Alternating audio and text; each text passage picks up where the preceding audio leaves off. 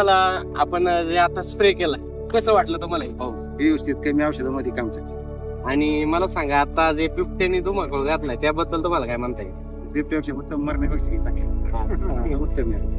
मित्रांनो काय होतं माहितीये का, आपण पाहतो की स्प्रे आपण फवारणी करत असतो आणि फवारणी करत असताना आता बिबट्याने तर मोकार धुमाकूळ आता तर माणसावरच हल्ला करायला लागलाय. त्यामुळे ड्रोननी फवारणी केल्यानंतर आपल्याला त्याची पण बचत होते की साप असतील किंवा काय असतील त्याच्यापासून आपल्याला संरक्षण होतं. आणि त्याचप्रमाणे आपल्याला आता काय होतं माहितीये का, मजूर मिळत नाही फवारणीसाठी. मग त्याच्यासाठी आपण ड्रोनचा उपयोग करून आपल्या शेताची फवारणी करू शकतो आणि खूप छान असं रिव्ह्यू आहे त्याचा.